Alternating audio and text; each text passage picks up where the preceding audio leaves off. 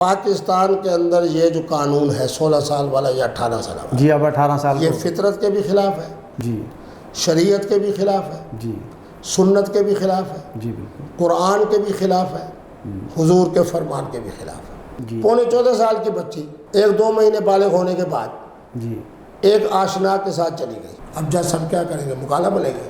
ینعقد ہو جاتا ہے بالایجاب والقبول باہمی مرد اور عورت کی رضامندی سے، یہی مفتی عبدالقوی نے کہا ہے، یہی نکاح کی تعریف ہے۔ وہ چاہے اگلے دن ختم کر دیں، چاہے اگلے دن ختم کر دیں، چاہے کنڈی لگانے کے بعد ختم کر دیں، چاہے کنڈی لگانے سے پہلے ختم کر دیں، چاہے جناب جو کچھ ہو جائے، نکاح ہو گیا۔ تو ہم اہل سنت کے ہاں 2 گواہ ہیں، اہل تشیع کے ہاں تو گواہ ہی نہیں، جبکہ آج 1 کروڑ خواتین پاکستان میں بغیر نکاح کے بیٹھی ہیں، یہی نہیں ہماری پابندیوں کی وجہ سے۔ اعوذ باللہ من الشیطان الرجیم، بسم اللہ الرحمن الرحیم۔ ناظرین، آپ کا ہوسٹ یاسین لاکھ سین نیوز کے پروگرام کرنٹ سین میں ہم آپ کو خوش آمدید کہتے ہیں۔ ہمارے ساتھ تشریف رکھتے ہیں معروف عالم دین مفتی عبدالقوی صاحب۔ ہم بات کریں گے مفتی عبدالقوی صاحب سے۔ السلام علیکم سر۔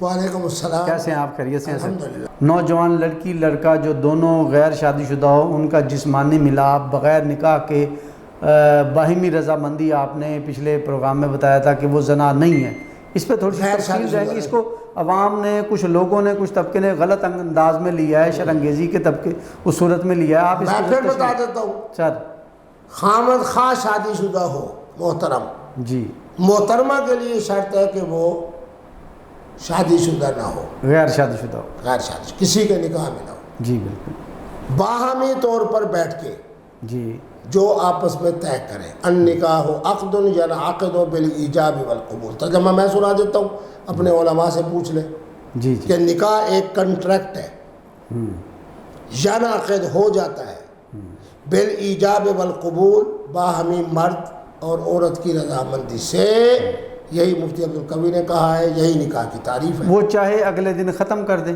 چاہے اگلے دن ختم کر دیں، چاہے کنڈی لگانے کے بعد ختم کر دیں، چاہے کنڈی لگانے سے پہلے ختم کر دیں، چاہے جناب جو کچھ ہو جائے، نکاح ہو گیا۔ اچھا، وہ اسلام میں نکاح ہے اور جائز ہے۔ یہ جو نکاح پڑھایا جاتا ہے اس میں کلمے اور بہت ساری صورتیں اور دیگر چیزیں پڑھائی جاتی ہیں، اس کو کس یہ طرح سارے اس میں مستحبات ہیں، سنتیں ہیں، سب چیزیں ہیں۔ اصل نکاح کا اثاثہ یہی ہے، جس طرح وضو ہے، جی منہ دھو لیا، ہاتھ دھو لیا، مسح کر لیا، پیر دھو لیا، وضو ہو گیا۔ اب کلی میں کر رہا ہوں، جی یہ سنت ہے، مستحب ہے۔ جی بالکل، ناک میں پانی چڑھا رہا ہوں، 1 سے زیادہ مرتبہ منہ کو صاف کر رہا ہوں، ہاتھ کو یوں کر کے لے جاتا ہوں، یہاں تک پانی آ جاتا ہے، جی۔ یہ سارے زوائد ہیں۔ غیر شادی شدہ خاتون کا کسی مرد کو صرف دل سے تسلیم کر لینا، زبان سے اقرار کر لینا، آپ اس کو نکاح کہتے ہیں؟ ہے ہی نکاح یہی، باقی چیزیں اضافی ہیں، کلمہ اور دیگر چیزیں؟ بس اس کے لیے یہ ہے کہ کل خدا نہ خواستہ ان کا اختلاف ہو تو کوئی گواہی دینے والا ہو، تو ہم اہل سنت کے ہاں 2 گواہ ہیں، اہل تشیع کے ہاں تو گواہ ہی نہیں۔ جی، ان کے ہاں جو نکاح متع ہے، جی جی بالکل، ان کے ہاں صرف محترموں کی رضامندی، اور 2 انہوں نے ظلم کیے، میں ان کے علماء کو کہتا رہتا ہوں۔ ایک تو انہوں نے کہا جی وقت، 1 گھنٹہ، 1 دن، 2 دن۔ تیسرا انہوں نے یہ ظلم کیا کہ یہ رشتہ کنواری کے ساتھ نہیں ہو سکتا، مطلقہ اور بیوہ کے ساتھ ہو سکتا ہے، جبکہ آج 1 کروڑ خواتین پاکستان میں بغیر نکاح کے بیٹھی ہیں، یہی نہیں ہماری پابندیوں کی وجہ سے۔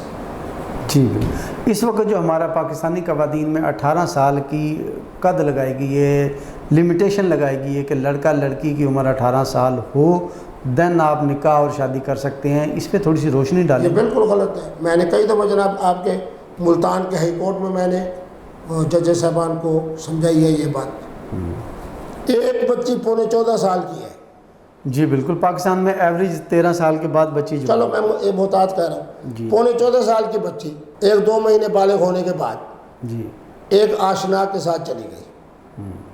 باپ کہہ رہا ہے، اس کو وہ کلا سمجھا رہے ہیں کہ تو کہے جی فلاں آدمی اس کو اغوا کر گیا ہے، عمر اس کی 16 سال سے چھوٹی ہے، یہ زنا ہے، فلاں ہے، بلا ہے۔ وہ 10, 15, 20 دن ہنی مون مناتے ہیں، پھر سیدھا ہائی کورٹ میں آ جاتے ہیں۔ بچی کہتی ہے السلام علیکم، اب ایک طرف اس کا بابا کھڑا ہوا ہے، وکیل صاحب بات کر رہے ہیں، زنا ہے، بالجبر ہے، اغوا کیا گیا ہے، ان کے خلاف یہ مقدمہ، ان کے خلاف یہ دفعہ، ان کے خلاف یہ۔ بچی مسکرا کے کہتی ہے کہ ابو میں تو اپنی مرضی سے گیا ہوں، اب جج صاحب وہ پہلے والے وکیل کے دفعات کو اڑا رہا ہے، میں تو اپنی مرضی سے گئی ہوں، گھر سے 2-4 سوٹ بھی لے کر گئی ہوں، آپ کو میری نکاح کا فکر نہیں تھا، شادی کا، میں نے جا کے نکاح کر لیا، شادی کر لی ہے۔ تو وہاں پر اس اب سنیں، جی سر، اب وہ کہتے ہیں جی چلو اغوا کو چھوڑو، 16 سال سے کم ہے۔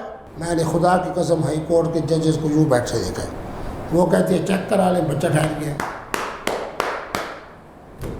اب جج سب کیا کریں گے، مکالمہ بولیں گے۔ آج کل میڈیکل کا آرڈر دیتے ہیں تب بھی لڑکی بالغ قرار دی وہ جاتی ہے۔ جناب میں نے ایسی ججز کو دیکھا، جی بالکل، میرے تو سارے دوست ہیں، احباب ہیں، میرے اپنے خاندان کا ایک بہت بڑی شخصیت ہے، وہ سپریم کورٹ کے جج ہیں۔ جی جی، اب وہ جج صاحب جو بیٹھے، اگلی پیشے ہی پہ آؤ، مفتی عبدالقوی صاحب کو فون ہو رہا ہے کہ سر آپ سے بات کرنا چاہتے ہیں۔ جی یہ مسئلہ ہے۔ میں نے کہا جب خلاف فطرت باتیں کرو گے پھر یہی کچھ ہوگا۔ بھینس جب 2 سال کی ہو جاتی ہے آپ فوراً اس کا بندوبست کرتے ہو، بکری 1 سال کی ہو جاتی ہے فوراً بندوبست کرتے ہو، بچی جب 13.25 13.5 پونے 14 سال کی عمر میں جوان ہو جاتی ہے حضور کا فرمان ہے کہ فوراً بندوبست کرو۔ آپ نے بندوبست نہیں کیا۔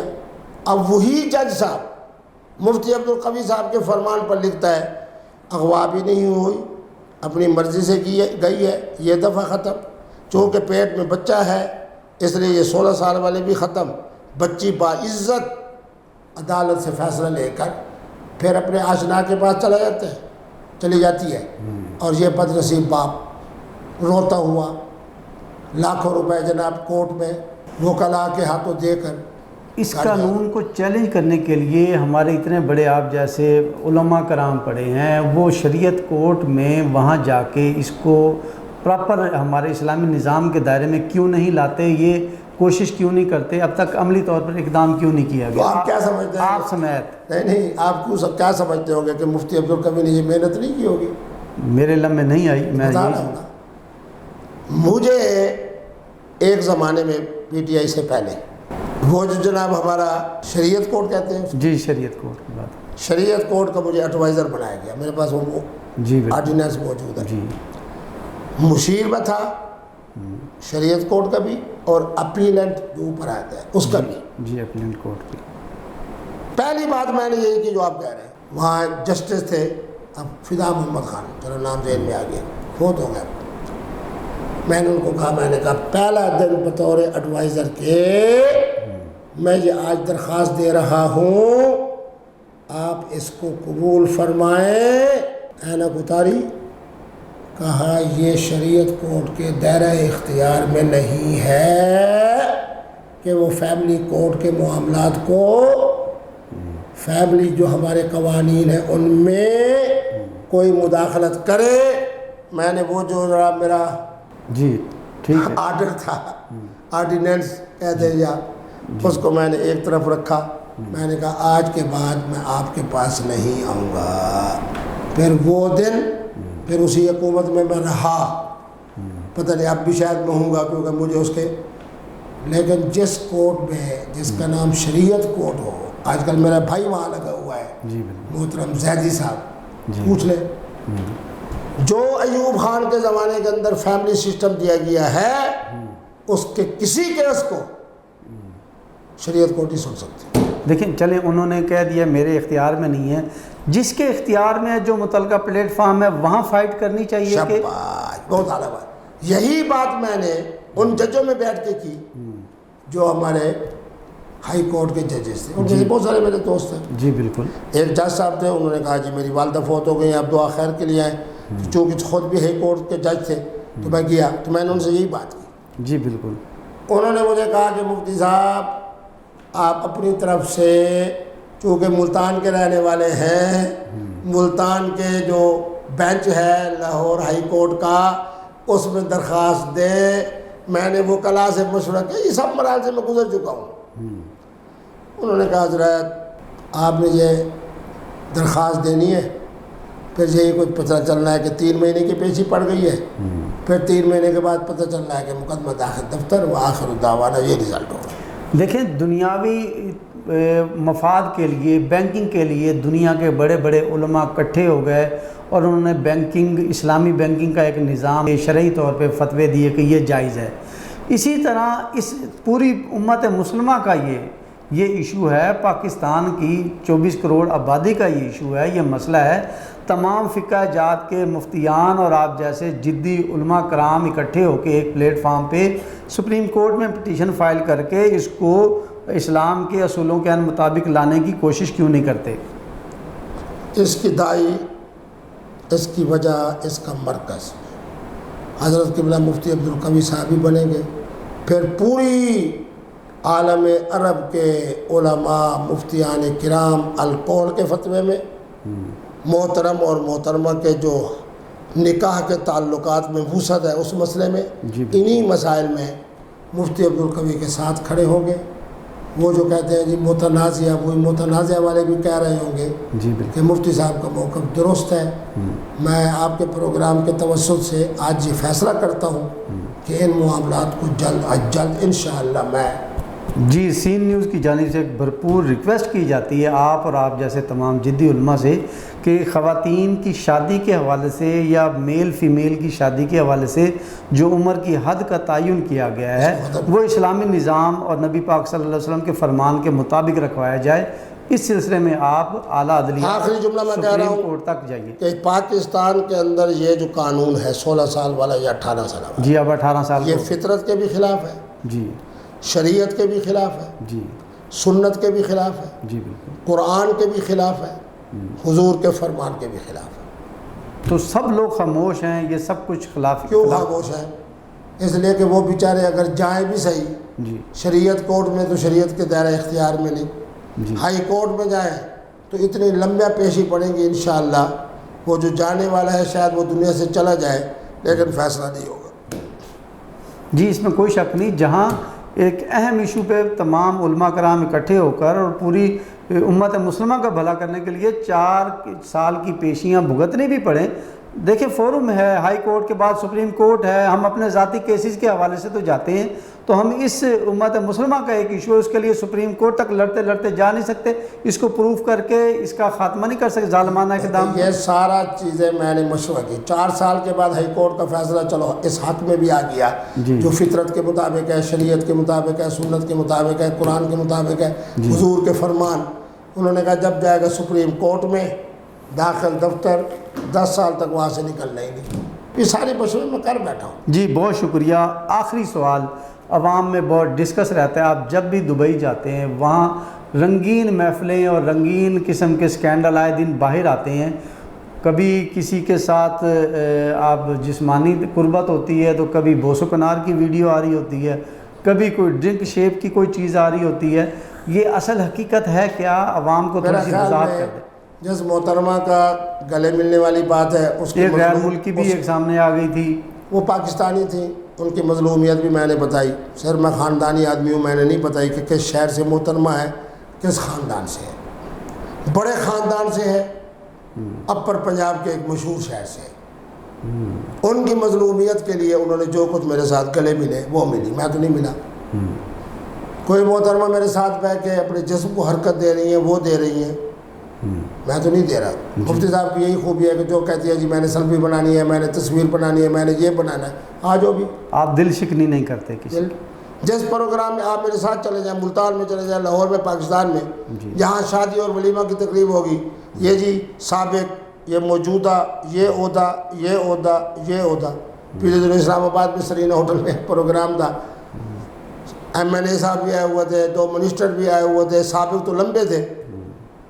سیلفی مفتی عبدالقوی صاحب کے ساتھ رات کے 1:45 بجے جا کے سیلفیاں اور تصویریں ختم ہوئی، باقی صرف دولہا اور اس کے مخصوص خاندان کے لوگ، دلہن اس کے مخصوص یا قبلہ مفتی صاحب۔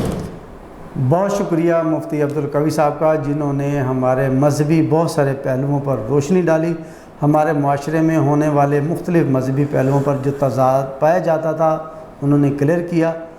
اس کے ساتھ ہی آج کے پروگرام کا وقت ختم ہوتا ہے. نیکسٹ پروگرام تک کے لیے ہم آپ سے اجازت چاہتے ہیں.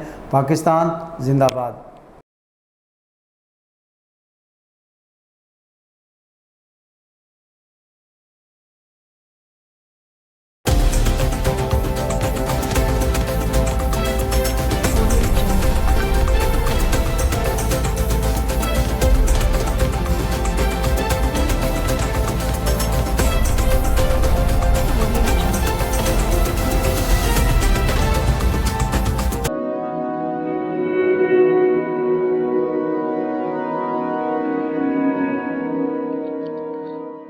رزق اللہ کے ہاتھ میں ہے، اور کبھی کبھی رزاق رزق کی تقسیم کا اعزاز ان لوگوں کو بھی عطا فرما دیتا ہے کہ جو حالات کی کڑی دھوپ میں شجرے سایہ دار ہوتے ہیں.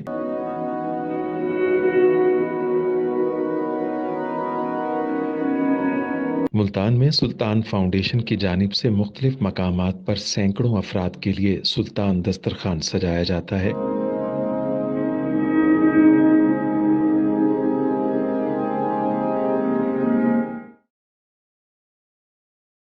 ہر انسان سلطان دسترخوان کا مہمان بنتا ہے. بلا شبہ سلطان فاؤنڈیشن انسانیت کا قابل فخر سرمایہ ہے، اور بھلے ہی ایسے ادارے ہوں یا افراد، وہ غربت و افلاس کے سلگتے صحرا میں احساس کی چھتریاں بنتے ہیں.